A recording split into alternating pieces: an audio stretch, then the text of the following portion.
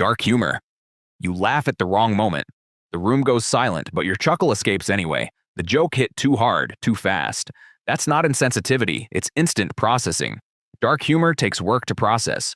Your brain has to spot the taboo, flip it, and reframe it as absurd, all before anyone else finishes blinking. Researchers at the University of Vienna found that people who enjoy dark humor tend to score higher in both intelligence and emotional stability. It's not because they're detached, it's because their brains juggle contradiction fast.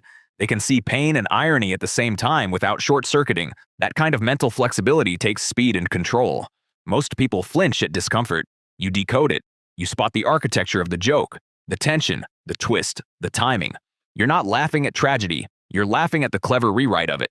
It's a form of resilience, using humor to face something you'd rather avoid head-on. You'll find it in hospitals, late-night shifts, startup chaos, anywhere stress lives. The laugh doesn't erase the pain. It just makes it lighter to carry. So when you crack up at something others won't say out loud, don't overthink it. You're not twisted. You're just fluent in the humor that keeps people sane when life isn't. Pacing. Your thoughts tangle, so your body takes over. You stand. You pace, like your legs are trying to unstick your mind. Each step sets a rhythm your thoughts can follow, a quiet drumbeat under the noise. That rhythm widens attention and pulls scattered ideas into line. Stanford researchers found that people generate nearly twice as many ideas while walking compared to sitting. It's not magic. It's motion linking to cognition. Walking boosts blood flow to areas tied to memory and creativity, waking up networks that sit idle when you stay still. The result? Thoughts connect faster. You stop forcing it, and the answer sneaks in mid-step. Writers, inventors, philosophers, they've all done it. Einstein walked laps around his lab. Jobs held walking meetings. Beethoven carried notebooks on walks because his best lines never showed up at a desk. Movement isn't distraction, it's direction. When you walk, your brain trades pressure for flow. You're rehearsing the problem, tracing its edges, giving your neurons time to rearrange themselves. That's why breakthroughs hit halfway to the kitchen, not halfway through a spreadsheet. So if you find yourself pacing, let it happen. You're not restless. You're running diagnostics in motion. Sometimes the fastest way to think straight is to move. Obsessive pattern spotting. You see patterns everywhere. Numbers line up too neatly, faces repeat in crowds, coincidences feel less random than they should. It's not paranoia, it's precision. Your brain's wired to connect dots before anyone else even notices they exist. That's how it saves energy. By predicting, instead of reacting. Neuroscientists call it implicit learning, the brain's ability to detect structure without trying.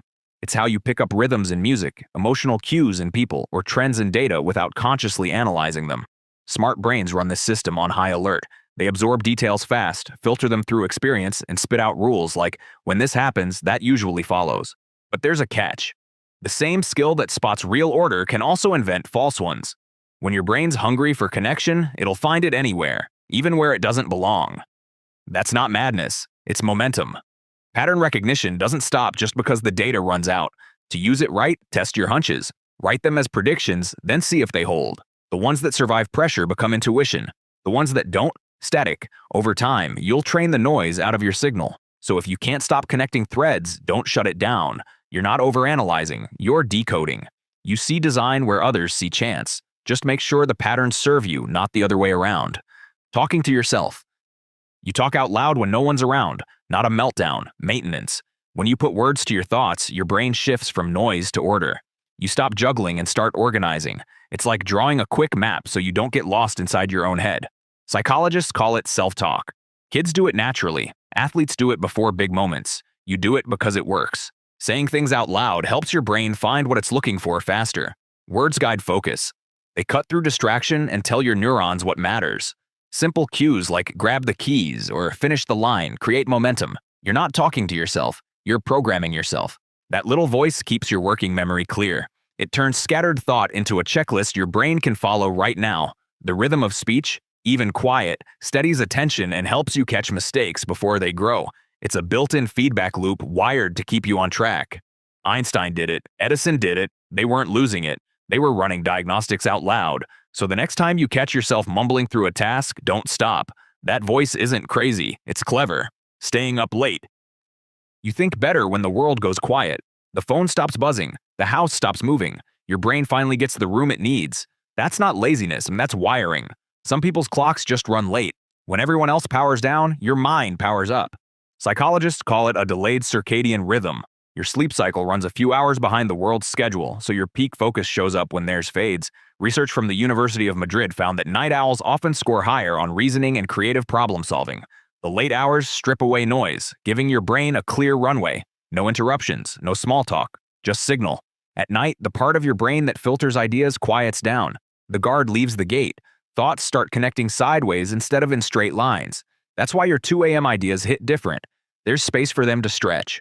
Churchill, Tesla, and Kafka all worked this way, not because they loved insomnia, but because the dark gave their minds room to roam. Morning people get clarity from sunrise. You get it from silence. Night isn't chaos for you, it's control. So if your best work happens when everyone else is dreaming, don't fight it. You're not behind. You're just tuned to a different signal, one that only plays after midnight. Being messy. Your desk looks like a small explosion. Papers stacked sideways, old mugs, notes you can't remember writing. People call it chaos. It's not. It's a thought map.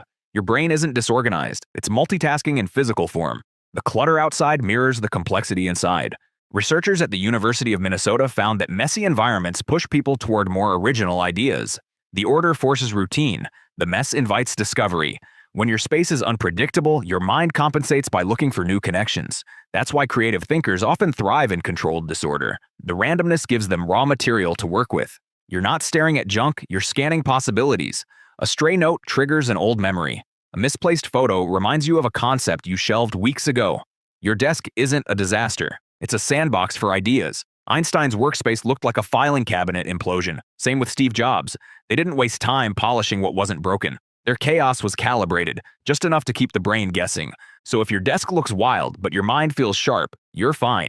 You don't need minimalism to think clearly. You just need a system that matches your brain. For some people, that's symmetry. For you, it's entropy with a purpose. Inner arguments. You run conversations before they happen. The debate, the comeback, the perfect closer, all rehearsed in silence. That's not overthinking, that's strategy. Your brain is simulating outcomes like a chess engine, testing every move before it hits the board. It's not anxiety, it's rehearsal. Psychologists call it inner dialogue, a process that activates the same brain regions used in real conversations. You're training neural pathways for response and control. It's how high-reasoning minds handle uncertainty, by preloading the mental script before the world throws the real version at them. You're refining logic, tone, and timing before the stakes exist. This isn't rumination. It's rehearsal with a purpose. The difference: rumination loops emotion. Rehearsal loops precision. You're not reliving failure, you're tuning communication. Each imaginary argument sharpens reasoning, filters ego, and reveals weak spots you'd rather find privately than in public. It's why philosophers wrote dialogues with themselves, why negotiators rehearse both sides of the deal, why you sometimes walk away from an argument and realize you won it 5 minutes later in your head. The conversation keeps running because your brain hates unfinished scripts. So when that inner courtroom fires up, let it. Just know when to close the case. You're not crazy for arguing with yourself. You're calibrating. You're running reality in beta before it goes live. The trick isn't to stop it, it's to use it, and know when to hit save. Wearing the same outfit. You wear the same outfit a lot, not because you don't care, because you do. Every morning, most people waste mental fuel deciding what to wear. You skip that part. It's not laziness, it's conservation. The fewer trivial choices you make, the more focus you keep for the real ones. Psychologists call it decision fatigue. Every small choice drains a bit of cognitive energy, and smart brains guard that resource. That's why high performers simplify their mornings. Einstein had identical suits. Obama limited his wardrobe to gray or blue. Jobs had black turtlenecks. They weren't avoiding style. They were avoiding friction. Your outfit becomes automation. A mental shortcut that cues your brain into work mode. Repetition builds identity too. The look becomes part of the routine, a visual anchor that signals consistency. You're saying, this is me, and this is what I do. That's clarity, not boredom. The brain burns about a fifth of your daily energy just thinking, so saving bandwidth early keeps you sharper longer. That's why minimal choices feel freeing. They give your mind fewer detours. You get to the point faster. So if someone calls you predictable, take it as a compliment. You're not repeating yourself. You're running efficiently. Every time you skip a small decision, you make space for a bigger one. You don't dress to impress. You dress to progress. Those quirks you hide, they're not bugs, they're features. Tell us your weirdest habit in the comments, then subscribe for more. That's all for today. I'll see you in the next video.